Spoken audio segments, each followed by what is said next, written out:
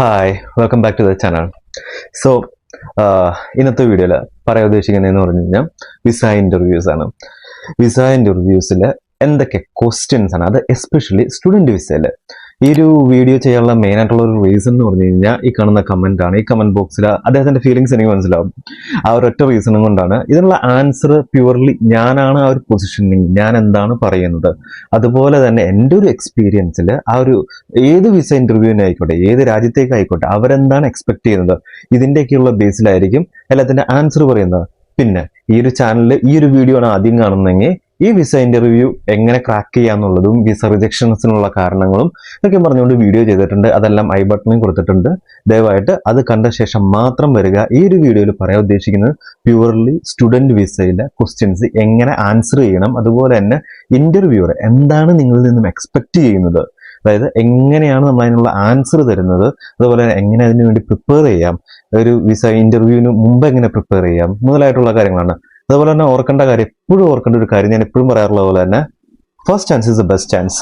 പിന്നെ രണ്ടാമത്തെ കാര്യം എന്ന് പറഞ്ഞു കഴിഞ്ഞാൽ prevention is better than cure. അതായത് നമ്മുടെ ആദ്യത്തെ ചാൻസ് നമ്മൾ എപ്പോഴും മാക്സിമം നന്നായിട്ട് തന്നെ പെർഫോം ചെയ്യുക. സോ എപ്പോഴും നമ്മൾ പ്രിപ്പയർ ചെയ്യുക. അതുപോലെ തന്നെ ഒരു രോഗം ഉണ്ടായിട്ട് ട്രീറ്റ്മെന്റ് ചെയ്യുന്നതിനേക്കാളും നല്ലത് രോഗം ഉണ്ടാവാതിരിക്കാനുള്ള സിറ്റുവേഷൻസിന് നമ്മൾ ക്രിയേറ്റ് ചെയ്യുക, അത്രേ ഉള്ളൂ. സോ ആദ്യത്തെ 2 വീഡിയോസ് മസ്റ്റായിട്ട് കാണുക. അത് കഴിഞ്ഞിട്ട് നിങ്ങൾ ഈ വീഡിയോ സ്റ്റാർട്ട് ചെയ്യുക. സോ ബീയിങ് എ സ്റ്റുഡൻറ്, അതായത് നമ്മളൊരു സ്റ്റുഡൻ്റ് ആയിരിക്കുമ്പോൾ നമുക്ക് നമ്മുടേതായിട്ടുള്ള ഒരു അംബീഷൻസ്, ഗോൾസ്, അതുപോലുള്ള എല്ലാ കാര്യങ്ങളും ഈ ഇന്റർവ്യൂർ എക്സ്പെക്ട് ചെയ്യുന്നുണ്ട്. അതായത് നമുക്ക് നമ്മളൊരു ഫ്യൂച്ചർ പ്ലാൻ ഉണ്ട്. അതിന്റെ ബേസിലാണ് നമ്മൾ പോളണ്ടിലേക്ക് അല്ലെങ്കിൽ ലോകത്ത് എവിടെയെങ്കിലും ഒരു യൂണിവേഴ്സിറ്റിയിലേക്ക് നമ്മൾ എന്താ പറയുക ഈ ഒരു കോഴ്സ് ചൂസ് ചെയ്തേക്കുന്നത്.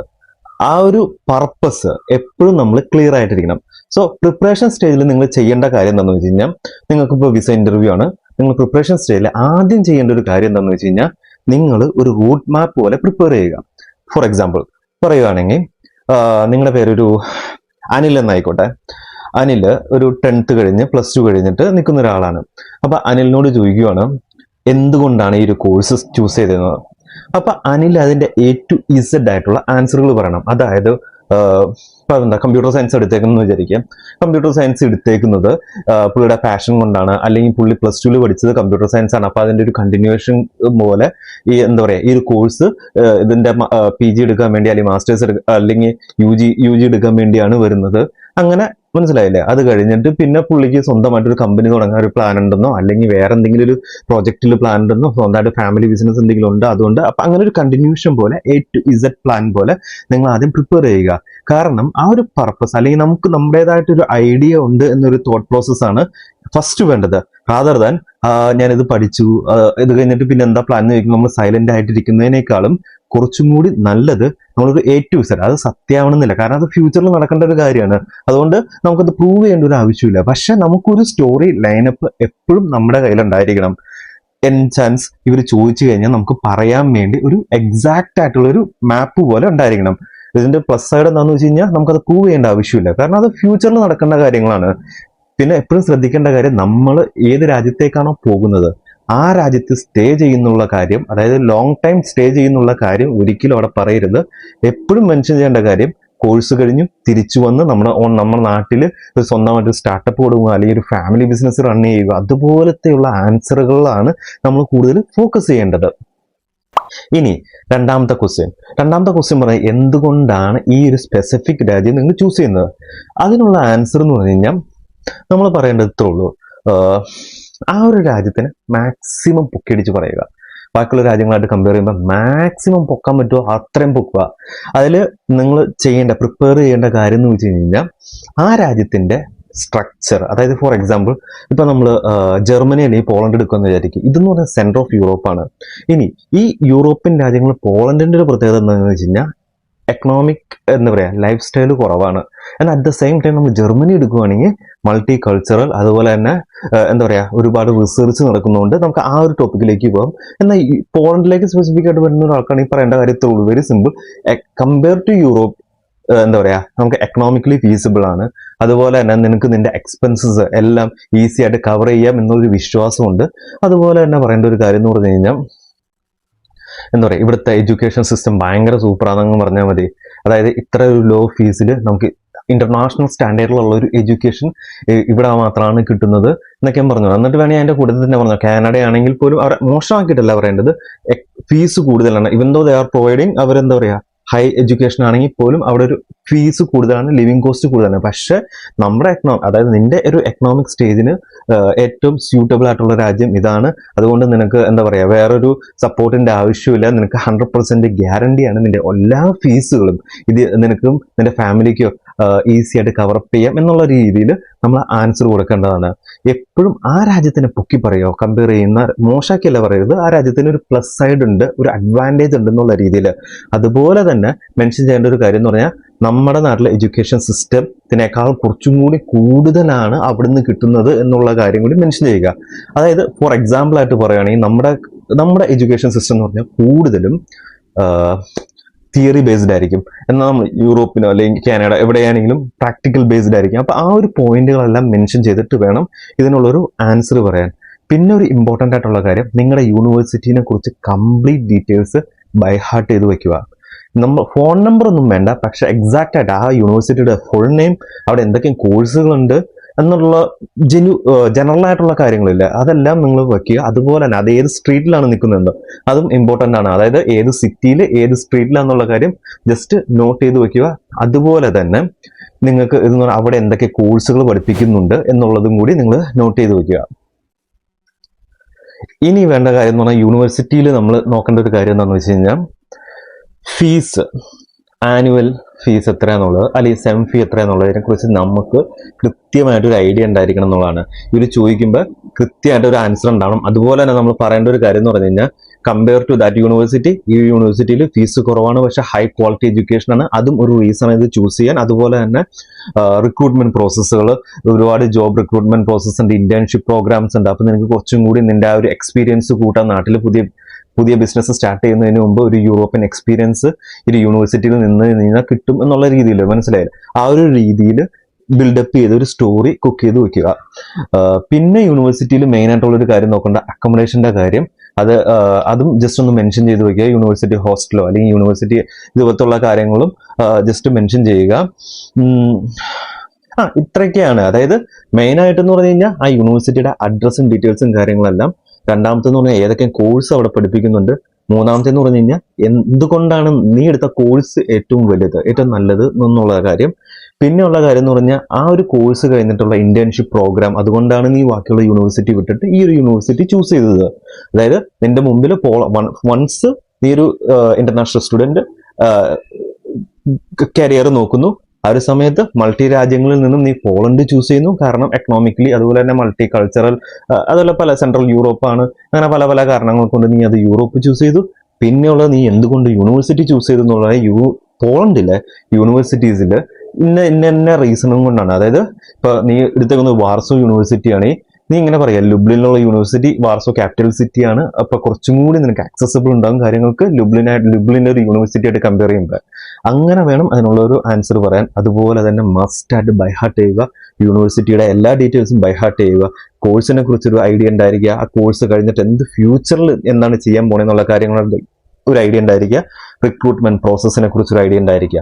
ഇത്രയും കാര്യങ്ങളാണ് യൂണിവേഴ്സിറ്റി റിലേറ്റഡ് ആയിട്ട് അറിഞ്ഞിരിക്കേണ്ടത്. ഇനിയുള്ളത് എന്ന് പറഞ്ഞു കഴിഞ്ഞാൽ ശരിക്കും പറഞ്ഞാൽ നമ്മുടെ ഫൈനാൻഷ്യൽ കാര്യങ്ങൾ എങ്ങനെയാണെന്ന് അറിയാൻ വേണ്ടിയുള്ളതാണ്. അതായത് നമ്മൾ ഇവിടെ വന്നു കഴിഞ്ഞാൽ ഇവിടുത്തെ രാജ്യക്കാർക്ക് നമ്മളൊരു ബേർഡൻ ആവാതിരിക്കുക, അതുപോലെ തന്നെ നമ്മൾ ഇല്ലീഗൽ ആയിട്ടുള്ള കാര്യങ്ങളിലേക്ക് നമ്മൾ ഇടപെടാതിരിക്കുക മുതലായ കാര്യങ്ങൾ കൊണ്ടാണ് ഇങ്ങനെ ഒരു ക്വസ്റ്റ്യൻ വരുന്നത്. അതായത് നിങ്ങളുടെ മന്ത്ലി ബഡ്ജറ്റ് അല്ലെങ്കിൽ എക്സ്പെൻസസ് എങ്ങനെയാണെന്നുള്ളത്. ഇതിന് ഏറ്റവും ബെസ്റ്റ് ആയിട്ടുള്ള ആൻസർ എന്ന് പറഞ്ഞു കഴിഞ്ഞാൽ ഫസ്റ്റ് ഓഫ് ഓൾ നമ്മൾ ഡോക്യുമെന്റ്സ് വയ്ക്കുക. ഞാൻ എപ്പോഴും പറയാനുള്ള കാര്യമാണ്, മാക്സിമം നമ്മൾ എന്താ പറയുക എമൗണ്ട് ഇട്ടിട്ട് അതിൻ്റെ ഒരു ബാങ്ക് സ്റ്റേറ്റ്മെന്റ് എടുത്ത് കാട്ടുക. കാരണം നമ്മൾ ഫൈനാൻഷ്യലി സൗണ്ട് ആണെന്ന് കാട്ടിക്കഴിഞ്ഞാൽ തന്നെ വിസ പ്രോസസ്സിങ് കുറച്ചും കൂടി ഈസി ആകും. ഞാൻ എപ്പോഴും എൻ്റെ മുമ്പത്തെ വീഡിയോയിലൊക്കെ പറഞ്ഞേക്കണമുള്ള ഒറ്റ കാര്യം ഓർക്കുക, അവർ നിങ്ങളുടെ ജാതിയോ മതമോ അല്ലെങ്കിൽ നിന്റെ രാജ്യമോ ഒന്നും നോക്കില്ല. അവർ നോക്കുന്നത് നിന്റെ എഡ്യൂക്കേഷൻ ബാക്ക്ഗ്രൗണ്ട്, നിങ്ങളുടെ ഫൈനാൻഷ്യൽ സ്റ്റെബിലിറ്റി, ഇതൊക്കെയാണ് നോക്കുന്നത്. നീ വന്നു കഴിഞ്ഞാൽ മാക്സിമം നിന്റെ ഇത് പിഴിഞ്ഞെടുക്കുക എന്നുള്ള ഒരൊറ്റ ഉദ്ദേശമുള്ളൂ. ടാക്സ് ആയിട്ട് ഇവിടുത്തെ കടകളിൽ നിന്ന് സാധനം പർച്ചേസ് ആയിക്കോട്ടെ, അങ്ങനെ എല്ലാ രീതിയിൽ നിന്നും ഇവിടുത്തെ ഫീസ് അടയ്ക്കുന്ന കാര്യങ്ങൾ, നിന്നിൽ നിന്ന് എന്തൊക്കെ നമുക്ക് വാങ്ങാൻ പറ്റുമോ, ആ ഒരു കാര്യങ്ങളാണ് ഈ പറഞ്ഞ രാജ്യങ്ങൾ നോക്കുന്നത്. നീ ഫൈനാൻഷ്യലി സ്റ്റേബിൾ ആണ്, നിനക്ക് സ്പെൻഡിങ് പവർ ഉണ്ടെന്ന് പറഞ്ഞു കഴിഞ്ഞാൽ ആ ഒരു വിസ പ്രോസസ്സിങ്ങിന് അതൊരു നമുക്കൊരു അഡ്വാൻറ്റേജസ് ആണ്. അതുകൊണ്ടാണ് ഈ പറഞ്ഞ നമ്മുടെ മന്ത്ലി എക്സ്പെൻസസിന്റെ കാര്യം ചോദിക്കുന്നത്. അതിനുള്ള ആൻസർ ഫസ്റ്റ് തിങ് നമ്മൾ എന്താ പറയാ, ഈ പറഞ്ഞ മാക്സിമം എമൗണ്ടിന്റെ ഒരു ഇത് വെക്കുക, ഡോക്യുമെന്റ്സ് വെക്കുക, നമ്മൾ ഫൈനാൻഷ്യൽ ഡോക്യുമെന്റ്സ് ക്ലിയർ ചെയ്യുന്ന സമയത്ത്. രണ്ടാമത്തെ കാര്യം നമ്മൾ ചെയ്യേണ്ടതെന്ന് പറഞ്ഞു കഴിഞ്ഞാൽ നമുക്കൊരു കൃത്യമായിട്ട് ഒരു ഐഡിയ ഉണ്ടായിരിക്കണം. ഞാൻ പറഞ്ഞില്ലേ, മുമ്പ് പറഞ്ഞ പോലെ തന്നെ ഒരു A to Z സ്റ്റോറി നമ്മൾ പ്രിപ്പയർ ചെയ്തിരിക്കണം. അതായത് ഇപ്പൊ നമ്മളോട് ഫൈനാൻഷ്യൽ ഇത് ചോദിക്കുകയാണെങ്കിൽ ഇത്രേ ഉള്ളൂ, സംഭവം ഇത്രേ ഉള്ളൂ. നിന്റെ ഫാദറാണ് നമുക്ക് ഫൈനാൻഷ്യൽ ഇത് സപ്പോർട്ട് തന്നെയെങ്കിൽ പറയുക, ഫാദറാണ്, നിങ്ങൾക്ക് ഇന്ന ബിസിനസ്സുകളുണ്ട്, അതുകൊണ്ട് അതൊരു ഈ കോഴ്സിന്റെ 2 years കോഴ്സാണ്, അതുകൊണ്ട് നമുക്കതൊരു ഫൈനാൻഷ്യൽ അതൊരു പ്രോബ്ലമേ ആയിരിക്കില്ല. ഇത്ര എമൗണ്ട് ആണ്, ഫോർ എക്സാമ്പിൾ നിങ്ങളൊരു നമ്മൾ എന്താ പറയാ ഒരു 5,000 zloty മന്ത്ലി ഫാദർ എഗ്രി ചെയ്തേക്കുന്നത് നമുക്ക് തരാൻ വേണ്ടി. പക്ഷെ നീ അത് എൻക്വയറി ചെയ്തപ്പോൾ ഇതിലും താഴെയാണ് എക്സ്പെൻസസ് വരുള്ളൂ, അതുകൊണ്ട് അതും കൂടി ഒരു റീസൺ ആണ് നീ പോണ്ട് ചൂസ് ചെയ്യാൻ വേണ്ടിയുള്ള ഒരു കാരണം എന്ന് വേണ്ടി പറയുക. ഇനി രണ്ടാമത്തെ ഒരു ഓപ്ഷൻ, നീ ഫുള്ളി ബാങ്ക് ലോണിൽ, അതായത് എഡ്യൂക്കേഷൻ ലോൺ ഓൾറെഡി നിനക്ക് സാങ്ഷൻ ആയിട്ടുണ്ട്, അതുകൊണ്ട് നിന്റെ എല്ലാ എക്സ്പെൻസസും ആ ഒരു എഡ്യൂക്കേഷൻ ലോണിൽ കൂടെ കവർ ആവും എന്നുള്ള കാര്യം ക്ലിയർ ആയിട്ട് മെൻഷൻ ചെയ്യുക. മൂന്നാമത്തെ ഒരു കാര്യം എന്ന് പറഞ്ഞു കഴിഞ്ഞാൽ ക്ലിയർ കട്ടായിട്ട് പറയുക, അതായത് നിന്റെ ഒരു ബഡ്ജറ്റ് എന്ന് പറഞ്ഞു കഴിഞ്ഞാൽ നീ എക്സ്പെക്ട് ചെയ്യുന്ന ഒരു 2,500 zloty, അല്ലെങ്കിൽ എന്താ പറയാ ആ ഒരു എമൗണ്ട്, അല്ലെങ്കിൽ ഒരു 3,500 zloty നീ എക്സ്പെക്ട് ചെയ്യുന്നത് നിന്റെ ഒരു ബഡ്ജറ്റ്. അതായത് നിന്റെ അക്കോമഡേഷനും ഫുഡിനും വേണ്ടി ഇത്രയാണ് നീ പ്ലാൻ ചെയ്തിരിക്കുന്നത്. നീ നിന്റെ യൂണിവേഴ്സിറ്റിയിലെ അവർ കോൺടാക്ട് ചെയ്തപ്പോൾ ഇത്രയാണ് അവർ പറഞ്ഞേക്കുന്നത്. ഈ ഒരു എമൗണ്ട് നിനക്ക് അഫോർഡബിൾ ആണ്, ഇതൊരു വലിയൊരു എമൗണ്ട് ആയിട്ട് നിനക്ക് ഫീൽ ചെയ്യുന്നില്ല, അതുകൊണ്ട് ഇത് ഈസി ആയിട്ട് നിനക്കൊരു ബേർഡൻ ആയിരിക്കില്ല, നിനക്കൊരു പാർട്ട് ടൈം ജോബിന്റെ ഒരു ആവശ്യം ഉണ്ടാവില്ല ഇത് മുന്നോട്ടേക്ക് പോവാൻ എന്നും കൂടി ക്ലിയർ ആയിട്ട് പറയുക. സോ ഇത്രയൊക്കെയാണ് മെയിൻ ആയിട്ടുള്ളത്. അതായത് നിന്റെ ഫൈനാൻഷ്യൽ സ്റ്റെബിലിറ്റി, യൂണിവേഴ്സിറ്റിനെ കുറിച്ചുള്ള ഒരു ഐഡിയ, അതുപോലെ തന്നെ പോളണ്ടിനെ കുറിച്ച് ഒരു ഐഡിയ, ഈ ഒരു ഇത്ര കാര്യങ്ങൾ, പിന്നെ ഇവിടുത്തെ ഒരു വെതർ രീതികളും കാര്യങ്ങളും കൂടി ഇതിന്റെ അഡീഷണലി ഒന്ന് ഓർത്തു വെക്കണം, നല്ലതായിരിക്കും. കാരണം ചോദിക്കും ഇന്ന വിന്റർ സീസൺ വരുമ്പോൾ നിനക്ക് ബുദ്ധിമുട്ടാവില്ലേ, അങ്ങനെ എന്തെങ്കിലും ഹെൽത്ത് ഇഷ്യൂസ് ഇല്ലേ, അങ്ങനെയൊക്കെ പല ചോദ്യങ്ങൾ വരും. അതുപോലെ തന്നെ ഫ്യൂച്ചർ പ്ലാൻ എപ്പോഴും ഒരു ഇമ്പോർട്ടൻ്റ് ആയിട്ടൊരു കാര്യമാണ്. കാരണം ഇവിടെ വന്നിട്ട് രാജ്യം മാറി പോകുന്ന ഒരു തോട്ട് പ്രോസസ്സ് ഒരിക്കലും അവർക്ക് വരാത്ത രീതിയിൽ വേണം സംസാരിക്കാൻ. എപ്പോഴും പ്രിപ്പയർ ചെയ്യുക, ഒരു സ്റ്റോറി പ്രിപ്പയർ ചെയ്യുക. അതായത് അരുൺ എന്ന ഞാൻ, അല്ലെങ്കിൽ സമിൻ എന്ന ഞാൻ പ്ലസ് ടു കഴിഞ്ഞു, അല്ലെങ്കിൽ ഞാൻ ഇന്ന ഡിഗ്രിയിൽ ഞാൻ എൻ്റെ ബാച്ചിലേഴ്സ് കഴിഞ്ഞു, ഇനി ഞാൻ പോകുന്നത് എന്തിനാണ്, പോളണ്ടിൽ പോകുന്നത് ഇന്നൊരു മാസ്റ്റേഴ്സ് ഡിഗ്രിക്ക് വേണ്ടിയാണ് ഞാൻ പോകുന്നത്, ഇന്ന മാസ്റ്റേഴ്സ് കോഴ്സാണ് എടുക്കുന്നത്, ഇത്ര എമൗണ്ട് ആണ് എൻ്റെ ഫീസ്, ഇത്രയൊക്കെയാണ് എൻ്റെ മന്ത്ലി എക്സ്പെൻസ് വരുള്ളൂ, ഇന്ന യൂണിവേഴ്സിറ്റിയാണ് ഞാൻ ചൂസ് ചെയ്തത്, കാരണം ഇന്ന റീസൺസ് ആണ്, റിക്രൂട്ട്മെന്റ് ആവാം, ഫീസ് കുറവായിരിക്കാം, അതുപോലെ തന്നെ കൂടുതൽ റേറ്റിംഗ് ഉള്ള യൂണിവേഴ്സിറ്റി ആയിരിക്കാം, നിന്റെ ഫ്രണ്ട്സ് ആരെങ്കിലും അവിടെ പഠിക്കുന്നവരായിരിക്കാം, ഇന്ന കാരണങ്ങളാണ്. അത് കഴിഞ്ഞ് വന്നു കഴിഞ്ഞാൽ ഈ പറഞ്ഞ വൺസ് ഡിഗ്രി കഴിഞ്ഞ് കഴിഞ്ഞാൽ നിനക്ക് എന്തെങ്കിലും ഒരു ഇന്റേൺഷിപ്പ് പ്രോഗ്രാമിന് നോക്കും, അതില്ലെങ്കിൽ അത് ഒരു ഫോർ യൂറോപ്യൻ എക്സ്പീരിയൻസിന് വേണ്ടി ഒരു internship program, 6 months internship program, അത് കഴിഞ്ഞിട്ട് ക്ലിയർ ആയിട്ട് പറയണം തിരിച്ചു പോരും. അതായത് യൂറോപ്പിലേ നിൽക്കുന്നില്ല, നീ നാട്ടിലേക്ക് വന്നിട്ട് നിന്റെ സ്വന്തം ബിസിനസ് സ്റ്റാർട്ട് ചെയ്യണു, അല്ലെങ്കിൽ ഫാദറിന്റെ ബിസിനസ് കണ്ടിന്യൂ ചെയ്യണു, അല്ലെങ്കിൽ നിനക്ക് നിന്റെ നാട്ടുകാർക്ക് വേണ്ടി നീ സേവനം ചെയ്യണു എന്നുള്ള രീതിയിൽ മാത്രം ആൻസർ പറയുക. നമ്മൾ ഒരിക്കലും ഒരു ക്ലൂവും ഒരു സൈഡിൽ നിന്നും നമ്മൾ ഒരിക്കലും കൊടുക്കരുത്. നമ്മൾ ഇവിടെ തന്നെ സ്റ്റേ ചെയ്യും, നമ്മുടെ ഫൈനാൻഷ്യൽ ബാക്കപ്പ് ഇല്ല എന്നുള്ള കാര്യങ്ങൾക്കൊന്നും ഒരിക്കലും ഒരു ക്ലൂ കൊടുക്കരുത്. ഇവന്തോ എനിക്കറിയാം നമ്മളെല്ലാവരും അതെ ഒരു മിഡിൽ ക്ലാസ് ഉള്ള ആൾക്കാരാണ്, പക്ഷെ നമ്മൾ സംസാരത്തിൽ റിച്ച് സെറ്റപ്പിൽ, റിച്ച് പ്ലാനിൽ പ്രിപ്പയർ ചെയ്തിട്ട് വേണം ഇന്റർവ്യൂവിന് പോകാൻ. ഈ ഒരു വീഡിയോ ഹെൽപ്ഫുൾ ആയിട്ടെന്ന് ഞാൻ വിശ്വസിക്കുന്നു. ഇനി എന്തെങ്കിലും ഡൗട്ട് ഉണ്ടെങ്കിൽ, ഏതെങ്കിലും ക്വസ്റ്റ്യൻ ഈ പറഞ്ഞ പോലെ തന്നെ വിസ ആയിക്കോട്ടെ, വർക്ക് വിസ ആയിക്കോട്ടെ, എന്തെങ്കിലും കാര്യത്തിൽ ഡൗട്ട് ഉണ്ടെങ്കിൽ ജസ്റ്റ് മെസ്സേജ് അയച്ചാൽ മതി. അല്ലെങ്കിൽ നമുക്ക് നേരെ ഇന്റർവ്യൂവിന് 2 ദിവസം മുമ്പ് നമുക്ക് കണക്ട് ചെയ്യാം, നമുക്ക് ഒരുമിച്ച് പ്രിപ്പയർ ചെയ്യാം. സോ ഈ ഒരു വീഡിയോ ഹെൽപ്ഫുൾ ആയെന്ന് വിശ്വസിക്കുന്നു. Thanks for watching. ബൈ.